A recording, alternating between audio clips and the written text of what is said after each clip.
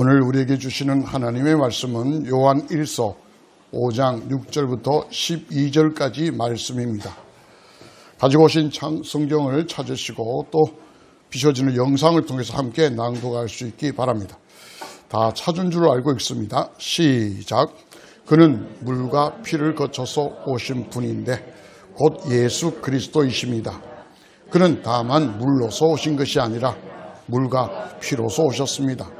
성령은 정언하신 분입니다. 성령은 곧 진리입니다. 정언하시는 이가 셋인데 피입니다. 이 셋은 일치합니다. 우리가 사람의 정언도 받아들이거늘 하나님의 정언은 더욱더 큰 것이 아니겠습니까? 하나님의 정언은 이것이니 곧 하나님이 자기 아들에 관해서 정언하셨다는 것입니다. 하나님의 아들을 믿는 사람은 그 정언을 자기 속에 가지고 있습니다.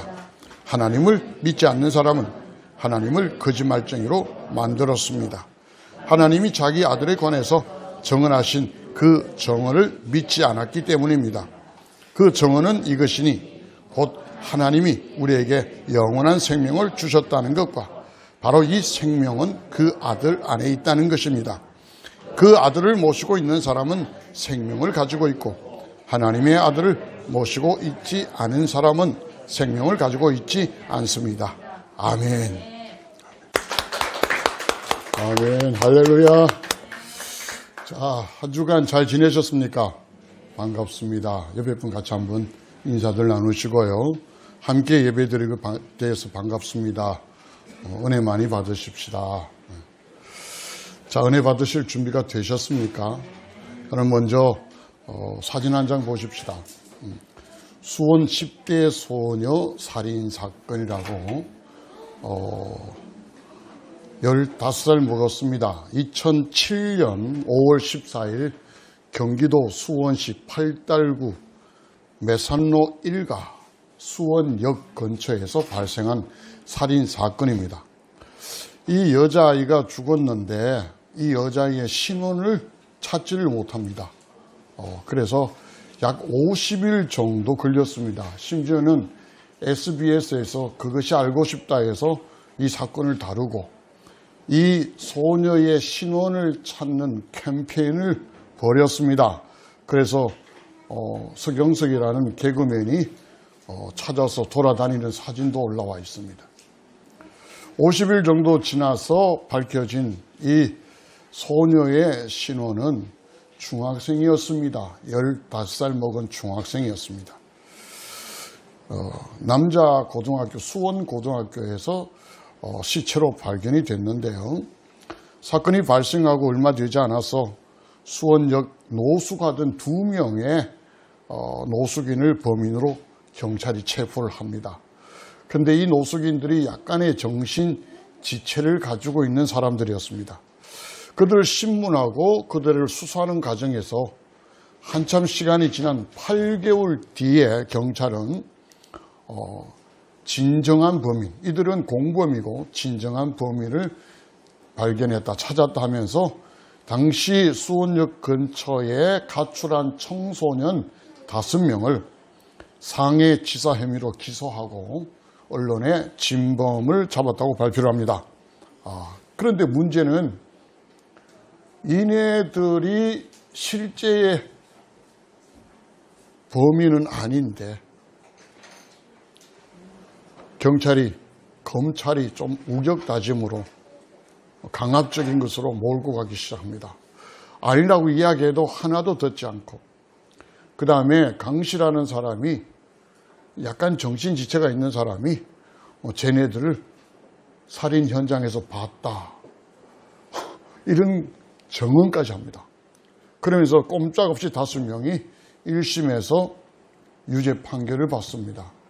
그리고 상해치사기 때문에 고의성이 없었다 해서 큰 벌은 받지 않았지만 그래도 1심에서 유죄 판결을 받고 2심에 가서 드디어 박준영 변호사라고, 당시에는 이름도 없었습니다. 고등학교 졸업하고 그냥 수원에서 건건히 사건 수임하는 국선 변호사. 근데 이 아이들이 편지를 씁니다. 당시에 복지센터에 있는 선생님들에게 편지를 쓰고 우리가 비록 집을 나오고 다니는 이런 삶을 살지만 절대로 살인을 하지 않았습니다. 선생님은 꼭 믿어주세요. 이런 편지를 계속 썼습니다. 그러자 복지센터에 있는 선생님들이 회의를 합니다. 적어도 이런 아이들이 이런 글을 보내왔는데 선생님으로서 우리가 가만히 있을 수는 없다. 어떻게든지 한번 실체를 한번 찾아보자. 그렇게 해서 박준영 변호사, 국선 변호사를 만납니다. 한참 많은 분량의 자료들을 내밀고 계속했습니다. 1심에서 비록 위조 판결을 받았지만 2심에 가서 그들은 무죄를 선고받습니다. 그리고 검찰에서는 상고를 합니다. 항소해서 무죄를 받아서 상고를 해서 대법원에서 2010년 7월 5명의 청소년 모두가 무죄 판결을 대법원에서 내립니다. 그런데 그 판결이 내리게 된 그 배경에는 마지막 사진입니다. 이 강 씨의 정언이, 정언석에 앉아있는 이분의 정언이 100% 작용합니다. 약간 정신지체를 가지고 있는 사람이라서 옆에서 강압적으로 이렇게 했잖아. 막 이렇게 몰아붙이니까 예 하고 그렇게 했습니다. 이렇게 무언가 세뇌되어 시작합니다. 그랬는데 마지막 항소심에서 판사가 부드럽게 이야기합니다. 아무개 그러면서 정의는 마음 편하게 생각해라. 그리고 동료인 한 사람이 지금 감옥에 있는데 억울하지 않나. 당신이 지금 바르게 정언하면 위정죄의 처벌은 받을 수 있지만 당신 동료가 억울하면서 해방 풀려나지는 않겠냐. 그렇게 이야기하자 고개를 오랫동안 숙이고 있었답니다. 그리고 고개를 들자 판사님 맞습니다. 저 아이들은 사건 현장에 없었습니다. 그렇게 정언합니다. 그리고 드디어 모두가 무죄 판결을 받아내기 시작했습니다. 물론 대법원에 가서도 무죄 판결이 났죠.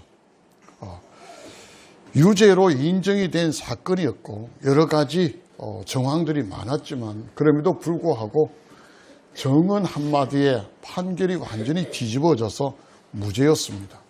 나중에 그 변호사 박준영 변호사가 변호를 할 때도 그 안에 있는 모든 내용들이 경찰의 수사가 짜맞추기 수사고 심지어는 거기에 가는데 길이 두 갈래가 있습니다.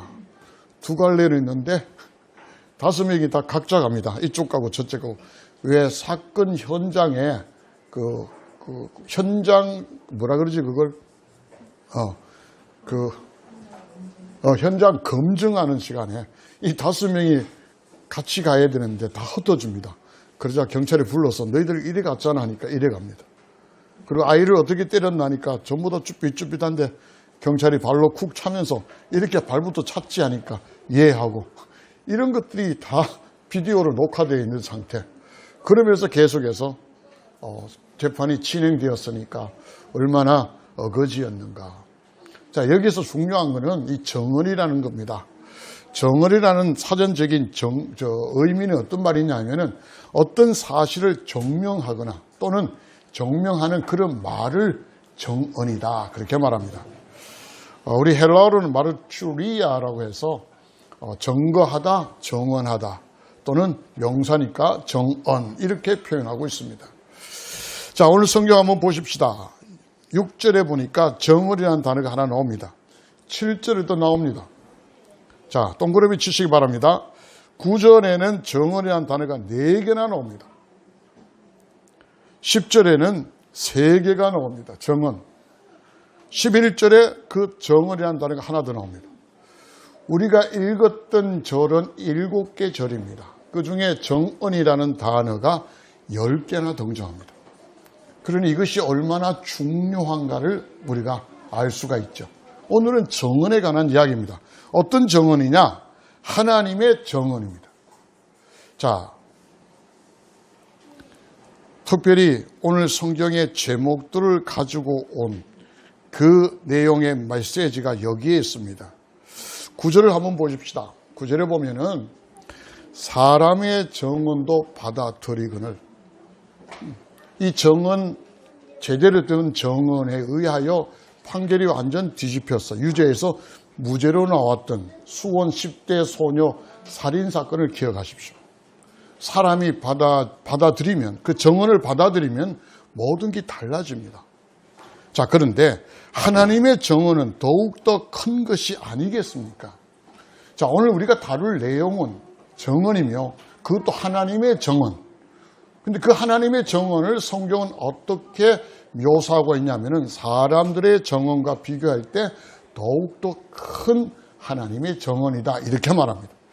자, 사람의 정언으로 사람의 모든 결과가 달라졌는데 하나님의 이 정언을 저와 여러분이 오늘 이 시간에 받아들이기만 한다면 여러분의 삶 속에서 아마 분명히 좋은 결과가 있으리라 믿습니다. 완전히 달라질 수 있다는 사실입니다. 자, 그러면 이 하나님의 정언은 무엇에 관한 것인가? What about입니다. 무엇에 관한 것인가? 첫 번째, 오늘 성경 9절에 있습니다. 한번 보십시다. 자, 하나님의 정언은 더욱더 큰 것이 아니겠습니까? 하나님의 정언은 이것이니 하며 그 속사를 드러냅니다. 곧 하나님이 자기 아들에 관해서 정언하셨다는 것입니다. 그러니 하나님의 정언에 관한 그 내용은 뭐냐면은 자기 아들에 관해서 정언입니다. 첫 번째. 자, 그러면 자기 아들에 관해서 하나님이 어떤 정언을 하셨는가? 6절로 가봅니다. 거기 보면은 그는 물과 피를 거쳐서 오신 분이신데 곧 예수 그리스도이십니다. 분명하게 증거합니다. 뭐라고요? 예수 그리스도. 자, 예수라는 말의 뜻은 아시죠? 예수라는 말의 뜻. 자기 백성을 죄에서 구원하실 분. 이런 의미가 예수라는 그 이름의 뜻입니다. 우리 아이들도 이름의 뜻들을 다 가지고 있습니다. 저도 이름의 뜻들이 있고 여러분의 이름에는 한자의 의미가 다 있습니다. 예수란 이름은 자기 백성을 죄에서 구원할 분, 이런 의미로 예수입니다. 자, 그리스도라는 말은 뭘까요? 그리스도는 메시아라는 단어입니다. 메시아. 그리스도라는 말은 헬라어입니다. 크라이스트, 헬라어입니다. 영어로는 크라이스트, 크리스토스. 우리 그 헬라어로는 크리스토스입니다. 그걸 우리를 음력을 해서 그리스도라 그럽니다. 자, 이 그리스도를 히브리어로 쓰면 뭐라고요? 메시아. 영어로 미사이어. 메시아. 자, 그리스도를 우리 한자어로 쓰면 뭐예요? 가리사도. 가리사도. 그리스도를 한자로 쓰면 가리사도. 가리사도. 그래서 기독교라는 말이 이 가리사도, 이 말을 줄여말입니다. 기리사도, 기리사도, 기리사도죠. 가리사도, 기리사도. 그걸 줄여서 기독이라고 말합니다. 이해되시죠? 기독교라는 말이 왜 나오는가 모르는 성도들이 되게 많습니다. 기독교가 뭐예요? 그리스도라는 말을 한자어로 쓰면 기리사도입니다. 기리사도. 아시겠죠? 제가 늘 이야기하죠. 가차 문자입니다. 요셉을 한자로 쓰면 어떻게 돼요? 요셉을 한자로 쓰면 약설. 그겁니다. 그죠? 자꾸 생숭생숭하게 보시네. 잉글랜드라고 했습니다. 세계의 나라, 잉글랜드. 잉글랜드를 한자로 쓰면 뭐예요? 영국, 맞잖아, 영국. 아메리카. 한자로 쓰면 뭐예요? 미국, 맞습니다. 차이나, 한자로 쓰면 중국. 진화죠. 차이나가 진화. 그런 것이 한자 가차 문자입니다. 스위스를 한자로 쓰면 뭐예요? 서소. 네덜란드를 한자로 쓰면 뭐예요? 화란. 도이칠랜드를 한자로 쓰면 뭐예요? 독일. 나오시네. 터키를 한자로 쓰면 뭐예요? 토문. 더 할까요? 재팬을 한자로 쓰면요. 이제 아시네. 일본. 그렇습니다. 그래서 기리사도, 기독교. 이해되시죠? 자, 그리스도라는 말은 메시아다. 메시아를 한자로 쓰면 뭐예요? 미륵 맞습니다. 미륵. 뭐 미륵불 하는 그 미륵이 메시아라는 뜻이에요. 우리가 뜻도 의미도 모르면서 많이 쓰잖아요. 미륵, 메시아. 이 메시아, 그것이 바로 그리스도라는 뜻입니다. 아니, 예수 그리스도라는 말은 뭐예요? 자기 백성을 죄에서 구원할 메시아, 구세주다 이 말입니다. 이해되시죠? 그런데 이분이 어떻게 오셨다고요? 물과 피를 거쳐서.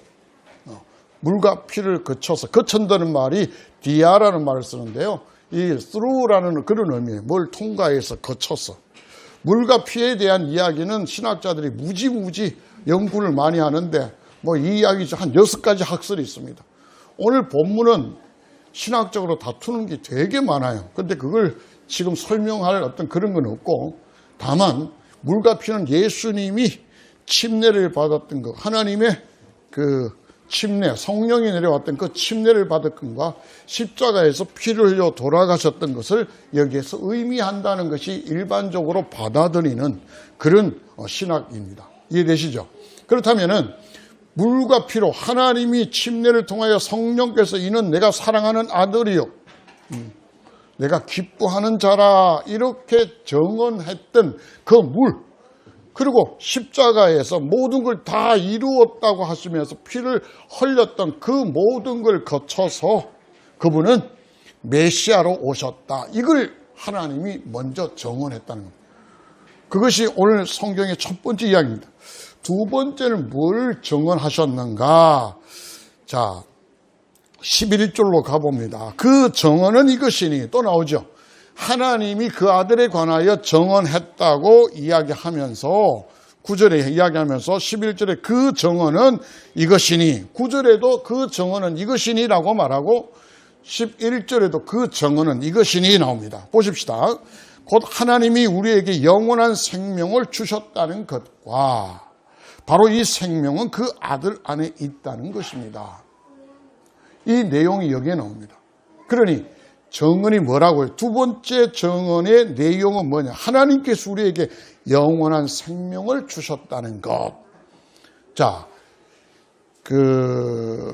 요한일서 1장 2절로 한번 갑니다. 우리 요한일서 앞에서 우리가 한번 다루었던 내용이에요. 자, 여기 나오니까 같이 한번 읽습니다. 시작.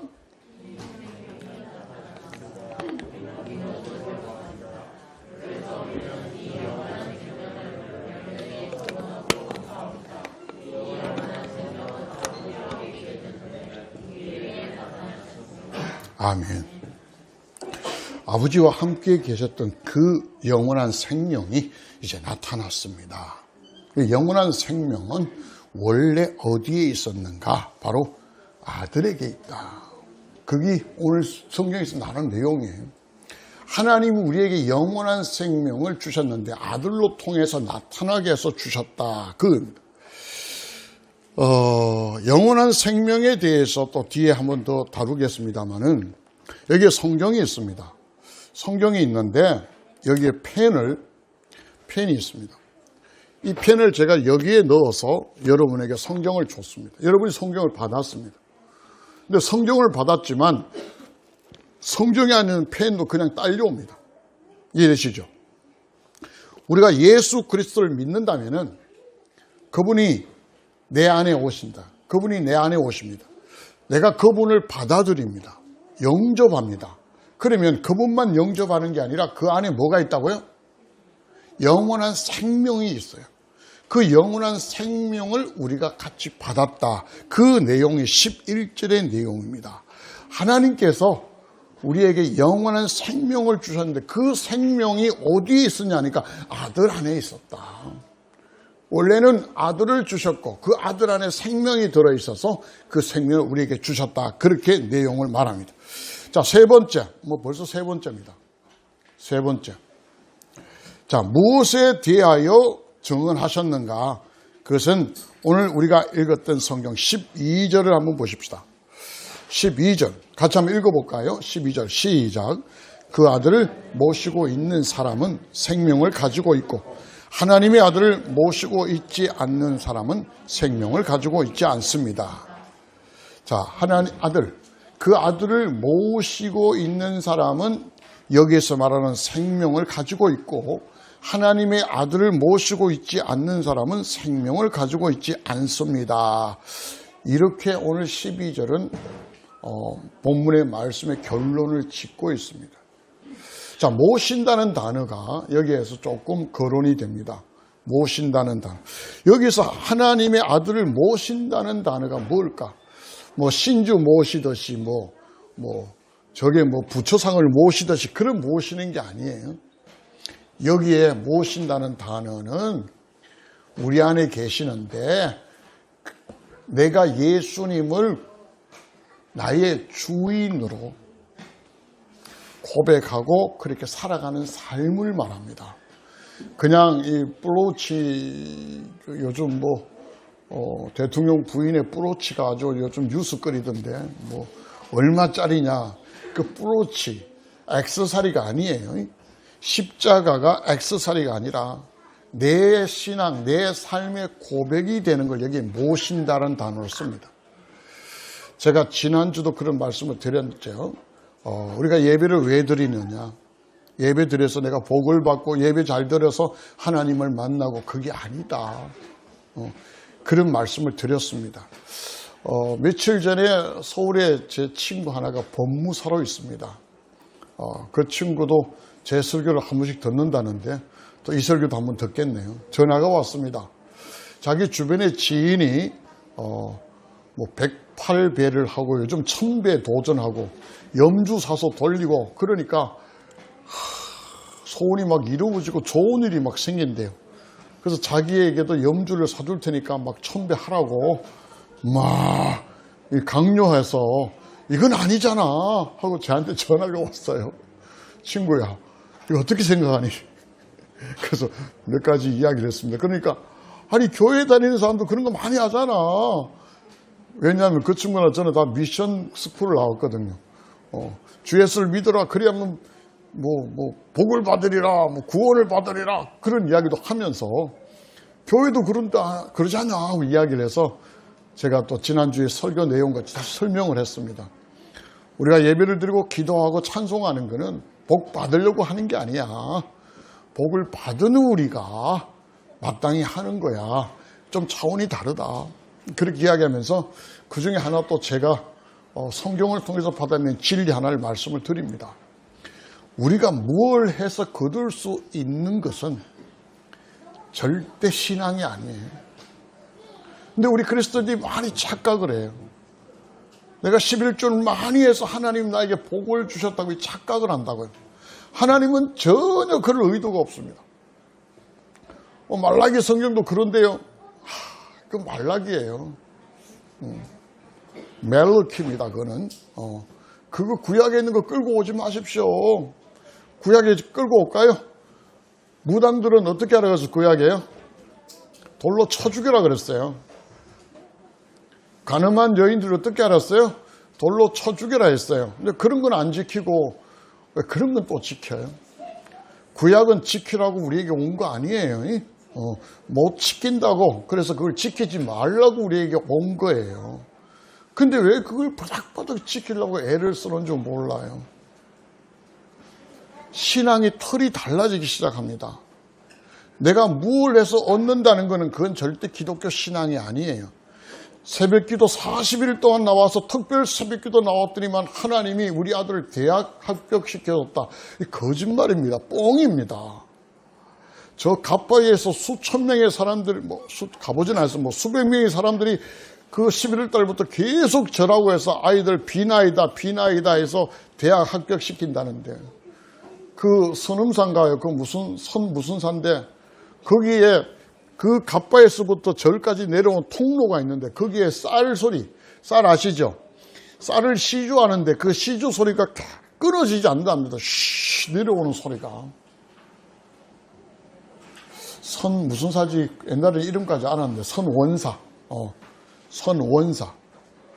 조계종에서 야 너네들 시주 얼마나 받는가 그거 결산 보고해라 하니까 19억 말 받을 땐 21억 정도 들어옵니다. 그렇게 보고가 왔어요. 조계종에서 도저히 못 믿겠다 하면서 직영을 했는데 직영에 그해 42억이 떨어졌습니다. 선원사 그처럼 크지도 않아요. 어마어마하게 갖다 붓습니다. 대구 시민, 전국에서 다 오죠. 그렇게 해서 운명이 바뀌어진다면 저도 그래 하겠어요. 그렇게 해서 내 삶이 달라진다면 그렇게 하겠어요. 부처에게, 돌에 새겨진 부처, 사람이 만든 부처에게 절을 수백 번, 수천 번 해서 내 삶이 달라진다면 나 그거 하겠다고요. 그거 안 되니까 제가 하나님 붙든 거예요. 그런데 하나님한테 와서도 똑같은 짓을 해요. 하나님 앞에, 보이지 않는 하나님 앞에요. 내가 열심히 기도해서 하나님이 응답하시고, 내가 예배 잘 드리고 찬송 잘 드리고 하나님 말씀을 엄청나게 내가 공부해가 하나님 나에게 복을 주셨다. 그게 틀렸다는 이야기예요. 그래서 신앙생활이 어떻게 되냐면 거꾸로 가기 시작하는 거예요. 여러분 생각해 보십시오. 처음에 여러분 교회 왔을 때 얼마나 감동이었어요. 하나님이 나를 구원하셨어. 찬송을 부르던 눈물이 나오고, 성경을 읽어도 가슴이 먹먹해지고, 잘하지 않는 설교 들어도 그것이 나에게 주시는 하나님의 메시지 같고 막 그랬어요. 근데 시간이 지나면서 어떻게 됐어요? 다 멀어지기 시작합니다. 그 소리가 그 소리 같고, 그 말씀이 그 말씀 같고, 찬송 부르면 맨날 부르는 거 또 부르는 것 같고, 한껏 새로운 게 없어요. 성경 읽으면 그 말씀이 그 말씀 같고, 10년, 20년 가면 차가워지고, 목이 꼿꼿해지고, 이렇게 되어서 그 사람들이 집사가 되고, 장로가 되고, 목사가 되니, 교회가 감동이 없고, 믿음이 없고, 맨날 그렇게 거꾸로 가는 거예요. 이거는 시간이 갈수록 더 감동이 되고, 더 뜨거워지고, 할렐루야. 이래 가는 게 맞는데, 생각해 보세요. 제가 좋아하는 그 TV 프로그램 지금도 하는지 모르겠습니다. 생활의 달인이라고 옛날에 있었어요. 예, 그거 보면은 보통 사람들은 도저히 할 수 없는 건데, 그 사람들이 먹고 살기 위해서 직업상 하는 일인데 그걸 도저히 흉내를 못 내요. 제가 하나 봤던 건 뭐냐면 나오는 골프공을 불량품을 갈아내는 거예요. 근데 이분들이 보면은 대부분 알아. 대부분 아는데 그걸 분류하는 그 바구니가 저 앞에다가 바구니가 몇 개가 있어요. 모양이 다른 거 치면은 바운드가 쏙 들어갑니다. 무게가 다른 거 잡아보면 무게를 또 안 돼요. 무게 다른 거 치면 또 톡 들어가고, 또 무슨 그 균형이 삐뚤삐뚤한 거 툭 치면 들어가고, 이렇게 해서 십몇 년을 해보니까 던지면 바운드가 다 들어가. 그래서 미션이 주어지는 거예요. 어떤 사람, 그 조연출 맡는 사람에게 헬멧 위에다가 소주잔에다가, 여러분 종이컵도 아니에요, 소주잔을 붙여가지고 그게 물을 채웠어요. 그리고 어느 정도 거리, 정확히 거리는 기억 안 나지만 한참 먼 거리에 바운드 하라는 거예요. 3번의 기회를 줄 거니까. 아이고 정말 그거 될까? 이 전조팀만 타겠는데 대본 되어버려요. 퍽 하면서 물이 튀면서 통 들어가요. 제가 깜짝 놀랐어요. 저와 여러분은 아마 못할 거예요. 왜? 그분은 10년 이상 그 일을 했던 사람이에요. 처음에 1년 할까요? 2년 할까요? 아니에요. 할수록 점점 깊이 들어가고 실력이 뛰어난 달인이에요. 저와 여러분은 신앙의 달인이 되어야 될 줄로 저는 믿습니다. 그런데 신앙의 달인이 아니라 성경에서 말한 대로 여전히 신앙의 초보 수준에 머물러 있다는 거예요. 그 이유는 처음부터 이걸 제대로 안 맞춰놔서 그래요. 안 맞춰놔서 그래요. 11조 많이 하고 헌금 수백만 원 갖다 드려보십시오. 고린도전서 13장이 뭐라 그럽니까? 내가 천사의 말을 해도 내 안에 사랑이 없으면 그건 뭐다? 울리는 꽹과리와 같다. 심지어 내 몸을 내어줄지라도 그 안에 사랑이 없으면 뭐다? 아무것도 아니다. 성경에서 우리가 말하는 진리가 그렇습니다. 내가 하나님을 예배를 드리고 아무리 멋있는 폼으로 아름다운 소리로 찬양을 해도 그 속에 하나님을 사랑하는 마음이 없다면 울리는 꽹과리요 아무것도 아니다는 이야기입니다. 근데 우리는 그 울리는 꽹과리와 아무것도 아닌 거 그걸 붙들고 복 주시옵소서 이렇게 나온다는 거예요. 이걸 바꾸지 않는다면 우리는 신앙에 깊이 못 들어갑니다. 지금도 교회 안에서 여전히 그런 거 하는 사람이 있어요. 복 받으려고. 아니요, 복을 받았어요. 여러분과 저는 복 받으려고 하나님께 가는 거 아니에요. 하나님 여러분에게 복 주셨습니다. 오늘 성경에 예수님을 여러분과 제가 구주로 모시는 하나님이 그 안에 영원한 생명을 주셨다고 하셨어요. 할렐루야. 그 영원한 생명이 뭐예요? 그 영원한 생명은 말 그대로 죽지 않는 생명이다. 그런데 우리 영혼은 원래 죽지 않아요. 넌센스 퀴즈를 많이 하죠. 부활을 하는 사람, 부활에 대해서 이야기할 때, 자, 사람이 영과 혼과 육으로 나누어져 있습니다. 부활하면 뭐가 부활할까요? 그러는데 전부 다 영혼 그럽니다. 육체가 부활합니다, 여러분. 영혼은 죽지가 않으니까 부활이라는 단어, resurrection이라는 단어가 필요가 없어요. 왜? 우리의 영은 죽지 않습니다. 우리가 죽는 건 뭐예요? 혼이 죽습니다. 아니, 육이 죽어요. 그래서 이 육이 부활할 때 내 육체가 살아나는 거예요. 영생, 영원한 생명이라 그럴 때 영혼은 죽지 않으니까 계속 영생, 영혼이 살아요. 그러면 영생의 반대는 뭐예요? 영사입니까? 아니에요. 영벌이라 그러는 거예요. 영벌. 영원히 우리는 사는데 그 반대쪽에 있는 사람들은 영원히 벌받는 삶을 산다는 거예요. 그럼 영생의 삶이라는 것은 영벌의 반대예요. 그냥 영원히 사는 게 아니라 벌이 아닌 반대 최고의 행복하게 살아간다는 거. 그게 영생이라는 거예요. 좀 더 성경적으로 우리에게 말하면 영원히 하나님과 함께하는 삶을 영생이라 그럽니다. 신학적으로 영원히 하나님과 함께하는 삶을 영생이라 그런다. 이것이 오늘 하나님이 우리에게 정언하시는 최고의 사실적인 내용들이라는 겁니다. 자, 말씀을 정리할게요. 요한일서는 생명에 관해서 이야기를 합니다. 그 영원한 생명이 우리 안에 있는데도 내가 그걸 느끼지 못하고 살아갈 때 우리의 삶은 비참하다. 여러분 속에 주머니에 수십만 원이 있는데 그걸 몰라요.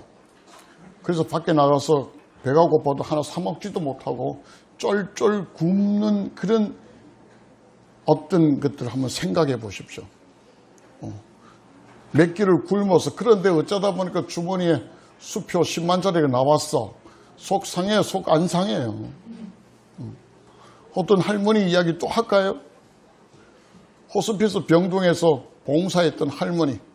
그냥 할배 하나가 암으로 죽으면서 너무 고마워서 종이를 하나 줬습니다. 수표였습니다. 억 단위가 있는 부자 할아버지가 죽으면서 자기를 돌보았던 할머니에게 수표, 억짜리 수표를 줬습니다. 근데 그 할머니는 그걸 어디다 썼냐 하면은 집에 추워서 구멍이 났어. 문풍지에 구멍이 나서 거기에다가 발랐습니다. 그래서 겨울에 뗄감이 없어 덜덜덜 떨고 있는데 교회에서 신방을 왔습니다. 할머니 왜 이렇게 방에 불도 안 떼십니까? 불 뗄 게 없대. 그러다가 보니까 억짜리 수표가 벽지 그치 구멍 난데 그거 막혀 이거 뭡니까 하니까 할배 하나가 죽으면서 저 쪼가리 내한테 줬답니다. 저 쪼가리. 우리가 어쩌면 하나님이 내 안에 오셨어.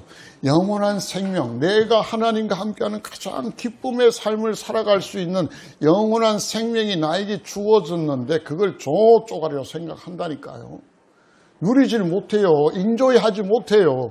그걸 내 삶 속에서 기쁨과 행복으로 바꾸지를 못해요. 왜요? 신앙의 시작이 달라지니까요. 그래서 요한일서는 그렇게 시작합니다. 여러분의 기쁨이 없습니다.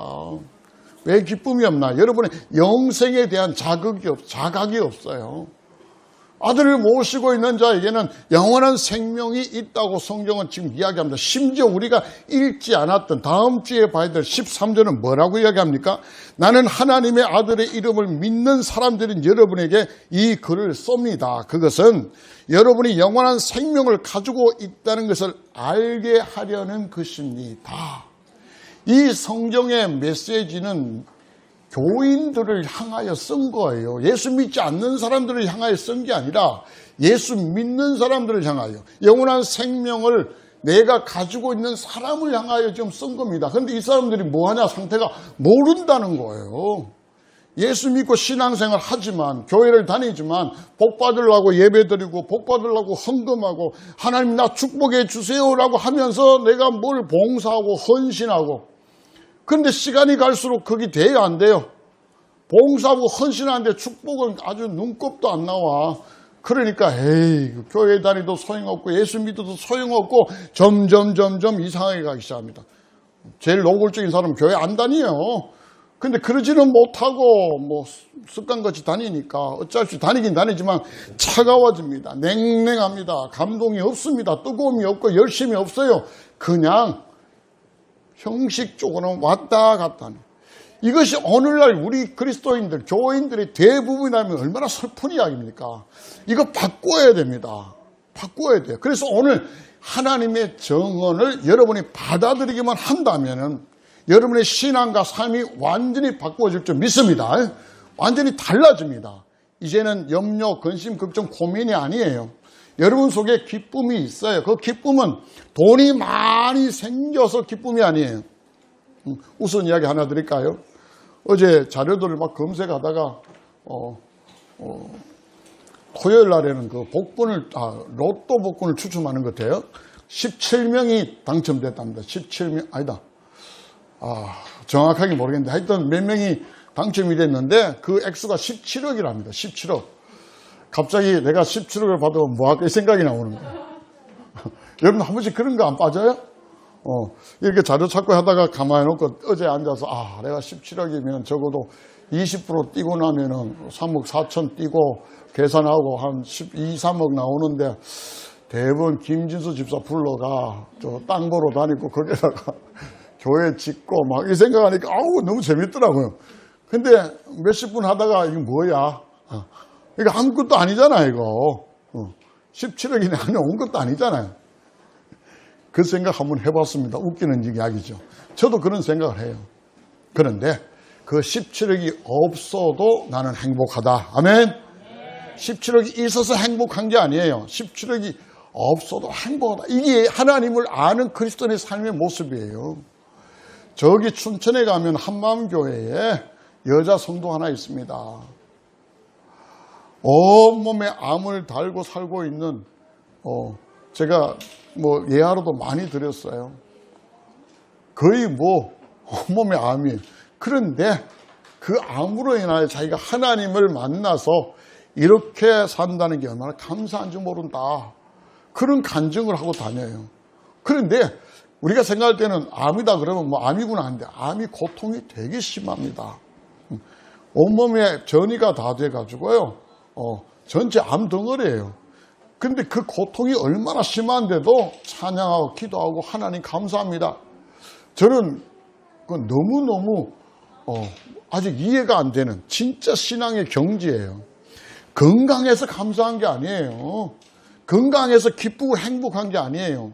예수님을 모시고 있다면 내가 아픈 가운데서도 내 삶이 비참한 가운데서 기쁨을 느끼는 것, 그게 진짜 신앙의 진수라는 사실을 그 진수가 나오네. 진수라는 사실을 오늘 성경은 하나님 우리에게 정언하는 겁니다. 아들을 모시고 있습니까? 그렇다면 여러분에게 최고의 행복을 느끼는 영원한 생명을 여러분이 가지고 있습니다. 그는 아들을 모시고 있지 않는, 하나님의 아들을 모시고 있지 않는 사람은 영원한 생명을 가지고 있지 않습니다. 오늘 이 말씀이, 오늘 우리가 나누는 말씀이 핵심적인 말씀입니다. 사랑하는 성도 여러분, 예배 자리에 나온다는 건 쉬운 일이 아닙니다. 내가 무엇을 얻기 위해 나오는 거 아닙니다. 여러분과 제가 하나님을 사랑해서 예배를 드리는 것이고, 이 예배 가운데 하나님이 우리와 만나겠다고 약속한 자리입니다.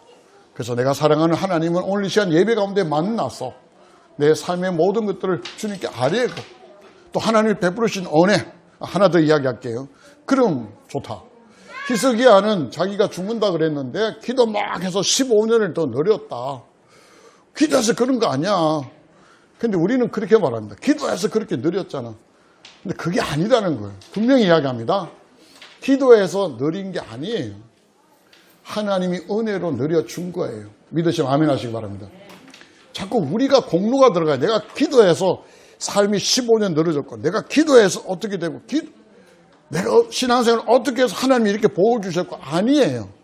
내가 어떻게 해서 한 게 아니라 하나님이 보고 너무너무 가여워서 또 사랑스러워서 은혜를 베풀어 주신 겁니다. 만약에 보세요. 내가 이렇게 해서 이런 걸 받았다면은 이게 하나의 뭐라 그래, 이게 루틴이 됩니다. 이해되세요?